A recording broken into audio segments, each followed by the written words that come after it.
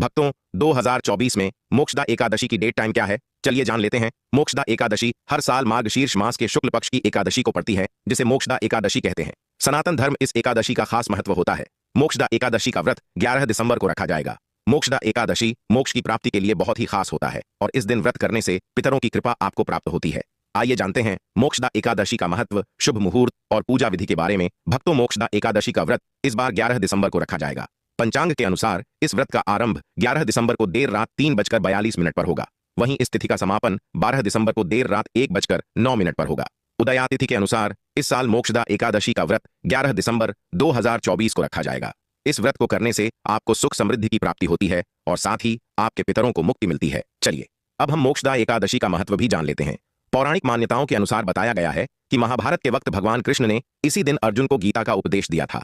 इसलिए इस दिन को गीता जयंती के रूप में भी मनाया जाता है। इन उपदेशों में भगवान कृष्ण ने अर्जुन को जीवन के मूल सिद्धांत और धर्म का मार्ग दिखाया था। मान्यता है कि इस व्रत को करने से साधक को सारे पापों से मुक्ति मिलती है। साथ ही पितरों को मोक्ष दिलाने के लिए मोक्षदा एकादशी का व्रत रखना से सबसे शुभ फलदायी माना जाता है।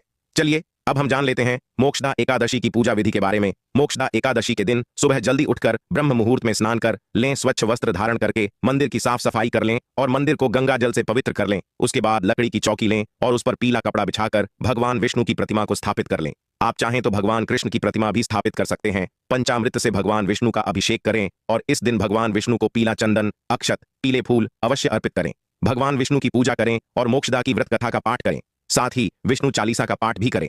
सबसे आखिर में भगवान की आरती करके भोग लगाएं और प्रार्थना करें। अगले दिन सुबह व्रत का पारण करें और जरूरतमंद लोगों के बीच में दान पुण्य करें। भक्तों, आपकी जानकारी के लिए हम आपको बता दें कि इस दिन गंगा, यमुना जैसी पवित्र नदियों में स्नान करने से उसे मोक्ष की प्राप्ति होती है। उसके समस्त पाप मिट जाते हैं। यदि आपको यह संभव ना हो तो आप अपने घर में ही नहाने वाले पानी में गंगा जल की 2-4 बूंद डालकर स्नान कर लें। इससे भी आपको कई लाख गुना फल मिलेगा। आइए भक्तों, अब हम जान लेते हैं मोक्षदा एकादशी व्रत के लाभ। इस दिन उपवास रहकर पवित्र नदियों में स्नान और यथासंभव श्रद्धा भाव से पूजा करने से न केवल पितरों को मोक्ष मिलता है, बल्कि व्यक्ति को भी जीवन के सभी दुखों से मुक्ति मिलती है। इसे एक अत्यधिक पुण्य देने वाला दिन माना जाता है। व्रत के दौरान यदि श्रद्धा और पूर्ण निष्ठा के साथ भगवान विष्णु की पूजा की जाए तो व्यक्ति को न केवल भौतिक सुख बल्कि आध्यात्मिक उन्नति और मोक्ष की प्राप्ति होती है।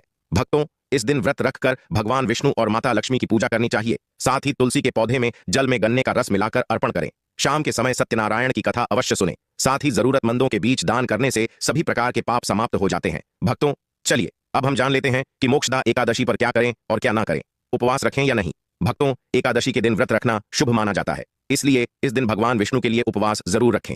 तुलसी पत्र चढ़ाएं। तुलसी पत्र भगवान विष्णु को अति प्रिय है और उनकी पूजा तुलसी पत्र के बिना अधूरी मानी जाती है। इसलिए इस शुभ दिन पर तुलसी दल चढ़ाना चाहिए, लेकिन इस दिन के लिए पहले से तुलसी पत्र को तोड़कर रख लें, क्योंकि मान्यताओं अनुसार एकादशी के दिन तुलसी को नहीं तोड़ना चाहिए। साथ ही तामसिक भोजन से बचे। एकादशी के दिन सात्विक भोजन ही करना चाहिए। इस दिन मांस, मदिरा, प्याज, लहसुन आदि का सेवन नहीं करना चाहिए। भक्तों, अगर आप व्रत रख रहे हैं या फिर किसी कारण नहीं रख पा रहे हैं, फिर आपको एकादशी के दिन धन, कपड़े, भोजन और पानी का दान करना चाहिए, क्योंकि ऐसे कार्यों को करना फलदायी माना जाता है। ब्रह्मचर्य का पालन करें। इस शुभ दिन पर साधक को ब्रह्मचर्य का पालन करना चाहिए। भक्तों को हमेशा अपने शरीर और मन पर नियंत्रण रखना चाहिए और मंत्रों का जाप करते हुए अपना दिन बिताना चाहिए। चावल का सेवन भूलकर भी ना करें। एकादशी के शुभ दिन पर भूलकर भी चावल का सेवन नहीं करना चाहिए, क्योंकि एकादशी के दिन चावल पर दरिद्रता का वास रहता है। एकादशी के दिन गंधयुक्त चीजों का सेवन करने से बचना चाहिए, क्योंकि यह शरीर और मन की अशुद्ध को बढ़ाता है। अतः इस दिन लहसुन तथा प्याज का सेवन कभी भी नहीं करना चाहिए। भक्तों, चलिए अब जान देते हैं कि तुलसी में ऐसी कौन सी चीज बांध देने से व्यक्ति की भाग्य चमक जाता है, व्यक्ति के भाग्य में सुख समृद्धि की प्राप्ति होती है, धन दौलत की प्राप्ति होती है। कहा जाता है कि मोक्षदा एकादशी के दिन तुलसी से जो कोई भी उपाय किया जाए वह खाली जा ही नहीं सकता, क्योंकि इस दिन भगवान विष्णु, माता लक्ष्मी जागृत अवस्था में होते हैं। इसलिए इस दिन कोई भी उपाय करें वह खाली कभी नहीं जाएगा। भक्तों, इसलिए तुलसी में इस दिन एक चीज जरूर बांध देनी चाहिए, और अगर आप यह चीज बांध देते हैं तो माता लक्ष्मी आप पर दोनों हाथों से धन की वर्षा करते हैं। माता लक्ष्मी ऐसे घर में स्थायी रूप से निवास करते हैं जिस भी घर में यह एक चीज तुलसी में बांध दी जाती है। यानी कि मोक्षदा एकादशी के दिन तुलसी में एक चीज की जरूर बांध देना चाहिए। व्यक्ति का भाग्य चमक जाता है, व्यक्ति की गरीबी हमेशा के लिए समाप्त हो जाती है, व्यक्ति के घर में समृद्धि की प्राप्ति होती है। माताएं बहनों, अब हम आपको बताते हैं कौन सी चीज तुलसी में जरूर बांध देना चाहिए। माताएं बहनों, तो आपको एक कलावा ले लेना है। और इसमें भगवान विष्णु के मंत्र का जाप करते हुए इसमें 8 गांठ लगा ले। गांठे आपको किस प्रकार से लगाना है, कौन से मंत्र का जाप करना है, तो जिस तरह से आप गांठे लगते हैं इस तरह से इस कलावे में 8 गांठ लगा दीजिए और भगवान विष्णु का और लक्ष्मी का नाम लेते हुए उसमें आप 8 गांठें लगा दीजिए। और आपके घर में हल्दी तो जरूर होगी। अब कलावे को अच्छी तरह से हल्दी में मिक्स कर लें, यानी कि हल्दी कलावे पर अच्छी तरह से लग जानी चाहिए। और इसके बाद इस कलावे को आप तुलसी पर आप उसे बांध दीजिए या फिर चढ़ा दीजिए।